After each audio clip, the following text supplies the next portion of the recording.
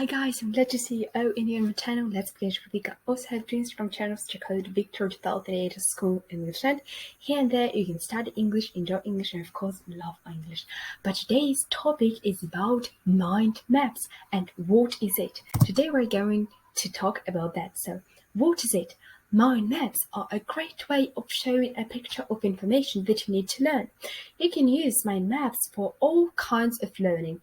They work very well for vocabulary when you are learning a new language. For example, when you learn English or when you learn French or Spanish, it's really useful thing, really, I'm telling you. So today we're going to talk about these mind maps. So steps for doing these mind maps. Step 1. Draw a circle in the middle of the page and write the vocabulary subject in the middle. For example, we have got the word transport, so we need to circle it in the middle of our page. Step 2. Just brainstorm some word groups for transport and think of headings for each one. For example, we've got sea transport. We have got road, land transport, or air, it's air transport, yeah? And now the steps for doing mind maps. Step 3. For each one, draw a short line from the center circle outwards.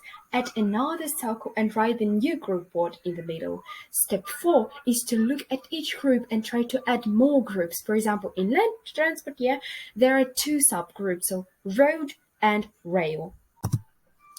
And then step 5, draw 2 more lines and 2 more circles and write 2 new headings inside them because we have got road and rail. Let's write 2, 2, and 2. Step 6, when you can't make any new groups, add a line for each word, write the words along the lines, or if you have space, write them in more circles. We've got examples. For example, there is bicycle in the circle, and the train and the car in the circles. So you can make even not circles. You can make another one. For example, like that, it's like the, for example, the sky. So in the sky.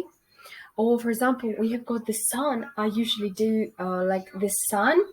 And from the sun, there are like the sky, and for example, there are just some clouds, So you can do in the clouds, in the sun, or you can do even with triangle, or you can do with square. It's your opinion, or in circle, but most common is the circle. Step 7. As you learn new vocabulary, add it to mind map. So if you learn new vocabulary, for example, about professions, about jobs, or about the colors, you need to do the mind map because it's really useful thing.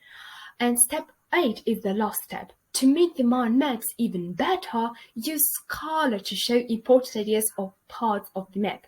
For example, you can use the markers, the highlighters, or just the pens, the colorful pens, because it would make it better. Because you would remember with your memory, it would remember these things. Let's look at some examples and illustrations. Example 1, it's about this transport. Transport, land transport, air transport, sea transport. From the land transport, you've got road and rail, and then with the road, what you can see. You can also add the bicycle and the car and the train, or rail, it's for the train, and so on, and then the mind map would be so big in one page. So like that, the example 2, it's really big mind map on a sheet of paper. Also in example 3, it's really great mind maps because they are colorful. You can remember them. In conclusion, I like to tell you that mind maps are really useful. With these activities, you can improve your language knowledge, so that's really amazing. But I hope that you liked this video and this presentation. Of course, it's really useful to use mind maps because you can remember them. With that, you can remember the pictures and your memory would get better. And with learning a language and with learning another language, not just English, but it's really useful, so really use them. I, for example, sometimes use them because, yes, they really would help me in learning and improving my English language. So thank you for your attention. I hope that you liked it, and see you, of course, next time. Bye-bye, and study, enjoy, and love English. Bye bye. Thank you for all.